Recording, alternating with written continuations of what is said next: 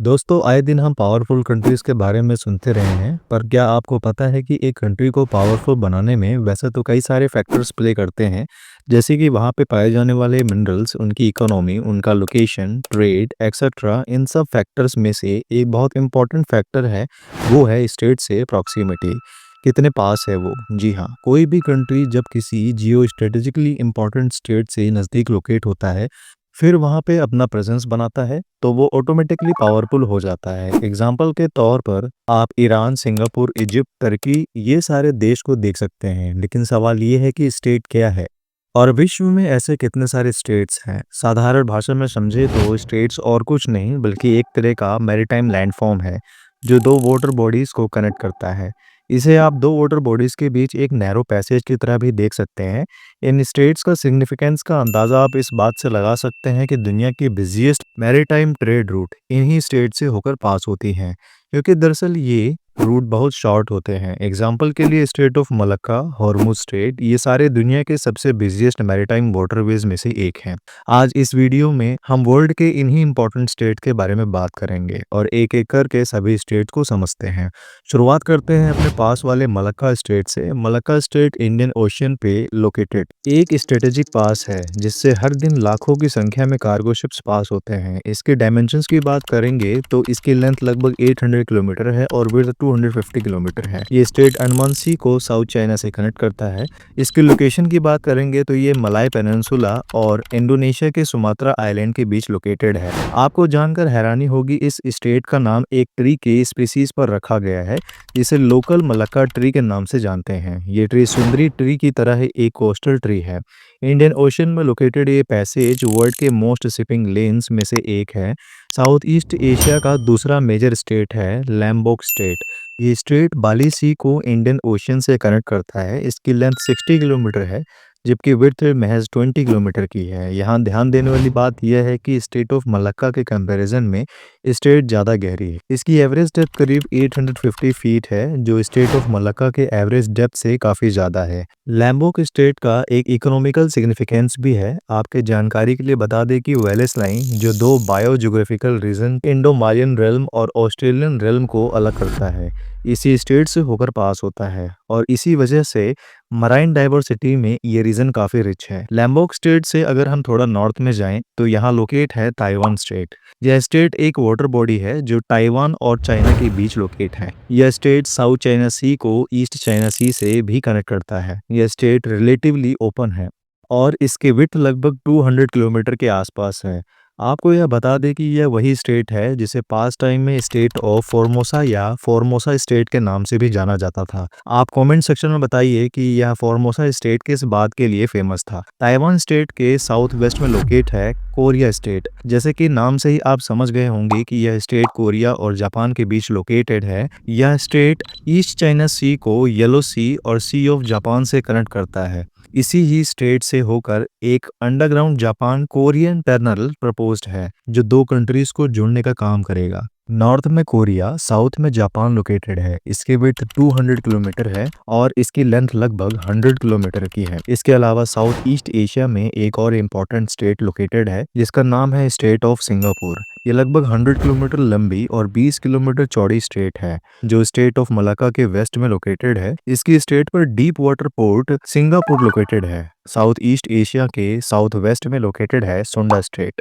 यह state Indonesia के दो आइलैंड जावा और सुमात्रा के बीच लोकेटेड है, पर यह जावा सी को इंडियन ओशन से कनेक्ट करता है। इस स्टेट का नाम सुंडा किंगडम पर रखा गया है, जो कभी जावा आइलैंड पर राज करता था।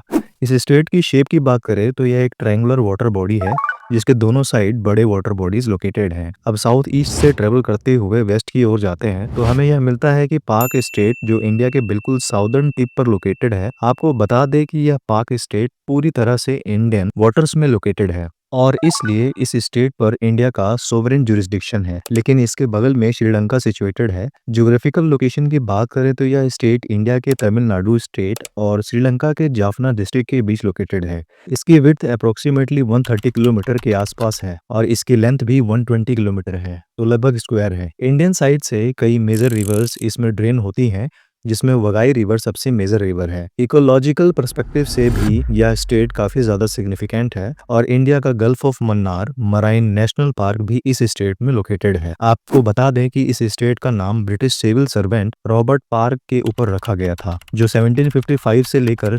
1763 के बीच मद्रास के गवर्नर भी थे।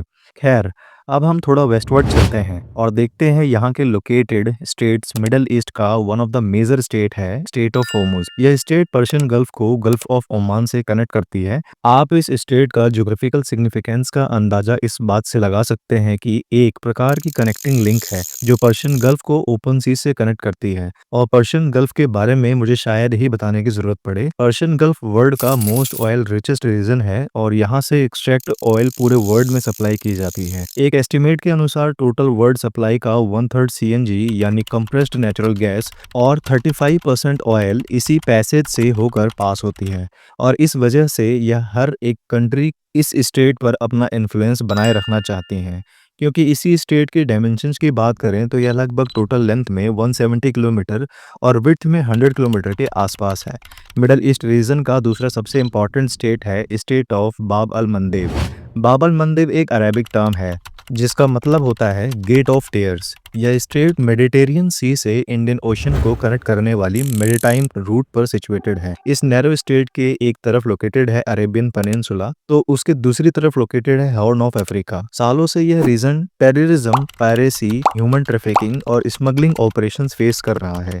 इसी स्टेट के नजदीक छोटे छोटे आइलैंड के ग्रुप सिचुएटेड हैं जिन्हें सेवन ब्रदर्स के नाम से जाना जाता है। इंडियन ओशन से स्वेज कनाल होकर मेडिटेरियन और अटलांटिक ओशन जाने वाली मैरीटाइम रूट इसी स्टेट से होकर पास होती हैं और इसीलिए यह वर्ल्ड का सबसे बिजिएस्ट मैरीटाइम रूट है। स्टेट ऑफ हॉर्मुज और बाब अल मंदेब के बाद बात करते हैं मिडिल ईस्ट जो लोकेटेड है थर्ड स्टेट यानी स्टेट ऑफ टराइन। यह स्टेट अरेबियन पेनिनसुला और सनाई पेनिनसुला के बीच लोकेटेड है जो गल्फ ऑफ अकाबा और रेड सी को कनेक्ट करता है। यह एक नैरो स्टेट है जिसका विड्थ केवल 13 किलोमीटर है। आपको बता दें कि यह पैसेज नैरो होने के बावजूद इतना डीप है कि इससे होकर शिप नेविगेट कर सकती हैं। अब मिडिल ईस्ट में हम चलते हैं यूरोप की ओर और आप यूरोप की मैप को केयरफुली ऑब्जर्व करेंगे तो आप पाएंगे कि यूरोप की कोस्टल लाइन बहुत इरेगुलर है और इस वजह से यूरोप में छोटे छोटे सीज, गल्फ और स्टेट्स की भरमार है। यूरोप के फेमस स्टेट्स में सबसे वेल नोन स्टेट है इंग्लिश चैनल जो फ्रांस और यूनाइटेड किंगडम की बीच लोकेटेड है। इनके नाम पर मत जाइए, ये कोई चैनल नहीं है बल्कि एक स्टेट ही है।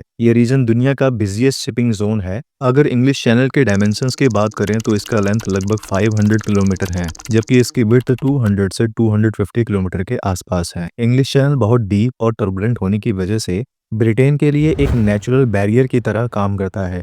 इंग्लिश चैनल के ठीक राइट साइड में लोकेट है स्टेट ऑफ डोवर जो इंग्लिश चैनल को नॉर्थ कोरिया से कनेक्ट करता है।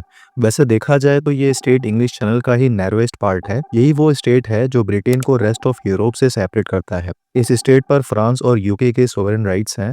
इस स्टेट पर यूके से फ्रांस की शॉर्टेस्ट डिस्टेंस बस 32 किलोमीटर है। स्टेट ऑफ डोवर के बाद अब हम बात करते हैं स्टेट ऑफ जिब्राल्टर के बारे में। ये एक पासेज है जो अटलांटिक ओशन को मेडिटेरियन सी से कनेक्ट करता है। इस स्टेट की विड्थ 13 किलोमीटर के आसपास है। इसकी विड्थ करीब 400 से 900 मीटर है।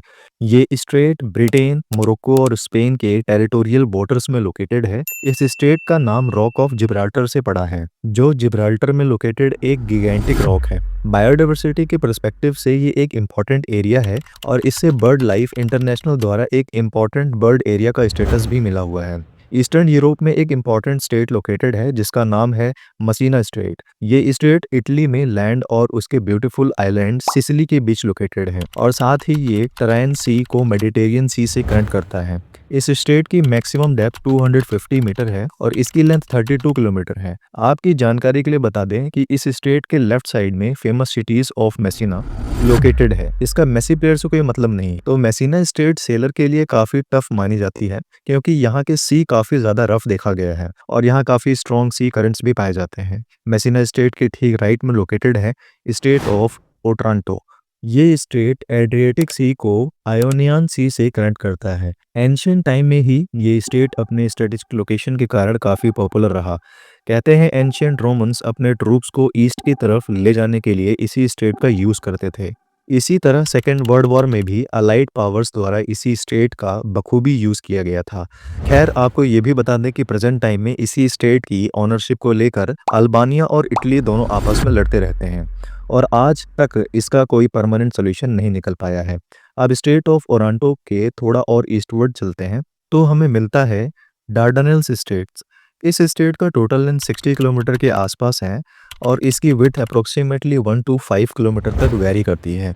ये स्टेट ब्लैक सी से मेडिटेरियन सी को कनेक्ट करने वाली मैरीटाइम रूट का एक इम्पॉर्टेंट पार्ट है और इस वजह से ये स्टेट जियो स्ट्रेटेजिक, इकोनॉमिक और मिलिट्री पर्सपेक्टिव से बहुत ज़्यादा इम्पॉर्टेंट है।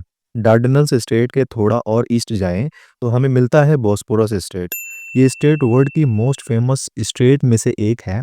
ये स्टेट ब्लैक सी को मरमरा सी से कनेक्ट करता है और यूरोप को एशिया से सेपरेट करता है। बोस्पोरस स्टेट डार्डेनल्स स्टेट की तरह ही टर्की में लोकेटेड है। आपको जानकर हैरानी होगी कि ये वर्ल्ड का नैरोएस्ट स्टेट है जो इंटरनेशनल शिपिंग के लिए यूज किया जाता है। इसकी एवरेज डेप्थ 13 मीटर से लेकर 110 मीटर तक की है। इस स्टेट में अल्टरनेट के रूट में टर्की के बोस्पोरस स्टेट के नॉर्थ में एक 50 किलोमीटर के आसपास का आर्टिफिशियल कैनल बनाने का प्रपोजल रखा था, लेकिन फंडिंग के अभाव में टर्की को इसे बीच में छोड़ना पड़ा। फिलहाल इस स्टेट का सबसे ज़्यादा यूज रशिया और यूक्रेन अपने मैरीटाइम ट्रेड कनेक्ट करने के लिए करते हैं। साउदर्न और नॉर्थ ईस्टर्न यूरोप के बाद अगर हम यूरोप के नॉर्थ की ओर जाएं तो हमें यहाँ भी कई सारे स्ट्रेटेजिक स्टेट मिलते हैं। इन स्टेट्स को कलेक्टिवली डेनिश स्टेट भी कहा जाता है। यह डेनिश स्टेट बाल्टिक सी को नॉर्थ सी से कनेक्ट करता है। इसे आल्प्स, जिसकी स्पेलिंग्स एल्स है, फेरमोंट और Langeland state major Danish state है, जिन्हें लोकल लैंग्वेज में बिल्ड भी कहा जाता है। यूरोप के बाद हम चलते हैं अमेरिका की ओर, जहां वर्ल्ड के कुछ मेजर स्टेट्स लोकेटेड हैं। नॉर्थ अमेरिका का सबसे मेजर और वेल नोन स्टेट है स्टेट ऑफ फ्लोरिडा, जो यूनाइटेड स्टेट के साउथ ईस्टर्न कोस्ट में लोकेटेड है। यह स्टेट गल्फ ऑफ मैक्सिको को अटलांटिक ओशन से कनेक्ट करता है। इसकी चौड़ाई करीब करीब 150 किलोमीटर के आसपास की है। यहाँ फ्लोरिडा करंट पाया जाता है, जिसे गल्फ स्ट्रीम की शुरुआत भी माना जाता है। नॉर्थ अमेरिका का सेकेंड इंपॉर्टेंट स्टेट है स्टेट ऑफ हुडसन। यह स्टेट कनाडा में लोकेटेड है, जो अटलांटिक ओशन को हुडसन बे से कनेक्ट करता है। इस स्टेट की एवरेज डेप्थ 150 किलोमीटर है और इसकी विड्थ 500 किलोमीटर है। यह स्टेट नॉर्थ कनाडा के क्लाइमेट कंडीशन को शेप देने में एक महत्वपूर्ण रोल प्ले करता है। नॉर्थ अमेरिका के वेस्ट में लोकेटेड है बेरिंग स्टेट। यह स्टेट रशिया के चुक्ची पेनिनसुला और यूएस के अलास्का के बीच लोकेटेड है। साथ ही यह स्टेट आर्टिक ओशन को पैसिफिक ओशन से कनेक्ट करता है। बेरिंग स्टेट अपने नैरोएस्ट पॉइंट पर मात्र 82 किलोमीटर वॉइड है। कोल्ड वॉर के दौरान यह स्टेट सोवियत यूनियन और यूनाइटेड स्टेट के बीच बाउंड्री मार्क करती थी, जिसे पॉपुलरली आइस कर्टेन के नाम से भी रेफर किया जाता था। सेंट्रल अमेरिका की बात करें तो यहाँ लोकेटेड है स्टेट ऑफ यूकाटान, जो अमेरिका के इम्पोर्टेंट स्टेट में से एक है। यह स्टेट मेक्सिको को क्यूबा से सेपरेट करता है। यह स्टेट कैरेबियन सी को गल्फ ऑफ मैक्सिको से कनेक्ट भी करता है। यह एक वाइड स्टेट है जिसकी चौड़ाई लगभग 200 किलोमीटर से भी ज़्यादा है। इस स्टेट को हम लोग one of the deepest state में से एक कंसिडर कर सकते हैं। सेंट्रल अमेरिका के बाद साउथ अमेरिका की बात करें तो इस कॉन्टिनेंट के बिल्कुल टिप पर लोकेटेड है स्टेट ऑफ मैगेलन, जो अटलांटिक ओशन को पैसिफिक ओशन से कनेक्ट करता है। यहाँ दुनिया का सबसे रफ सी मौजूद है और इसीलिए इसे सेलर ग्रेवयार्ड भी कहा जाता है। यह स्टेट साउथ चिली में लोकेटेड है और यह साउथ अमेरिका मेनलैंड को टेरा डेल फ्यूगो से सेपरेट करता है। रफ सी के बावजूद यह state most important shipping lens में से एक है। इस स्टेट की लंबाई लगभग 500 से 600 किलोमीटर है, जबकि चौड़ाई सिर्फ 2 किलोमीटर ही है। यह स्टेट यहाँ पर लोकेटेड ऊंची ऊंची लाइट हाउसेस के लिए फेमस है और हर साल लाखों टूरिस्ट यहाँ के लाइट हाउस देखने आते हैं। अमेरिका के बाद अब हम चलते हैं पैसिफिक ओशन में और देखते हैं उन स्टेट्स को जो ऑस्ट्रेलियन कॉन्टिनेंट के आसपास लोकेट हैं। यहाँ का सबसे इम्पोर्टेंट स्टेट है बास स्टेट। यह स्टेट तस्मानिया को ऑस्ट्रेलिया से अलग करता है और साथ ही ग्रेट ऑस्ट्रेलियन बाइट को तस्मान सी से कनेक्ट करता है। आपकी जानकारी के लिए बता दें कि इस स्टेट का नाम ग्रेट एक्सप्लोरर जॉर्ज बास के नाम पर रखा गया है। ऑस्ट्रेलियन कॉन्टिनेंट का दूसरा मेजर स्टेट है टॉरेस स्टेट, जो ऑस्ट्रेलिया और न्यू गिनिया के बीच लोकेट है। यह नॉर्दर्न ऑस्ट्रेलिया में लोकेट है और इसकी विड्थ अप्रोक्सीमेटली 150 किलोमीटर है। यह स्टेट कोरल सी और ओराफुरा सी के बीच एक मैरीटाइम लिंक प्रोवाइड करता है।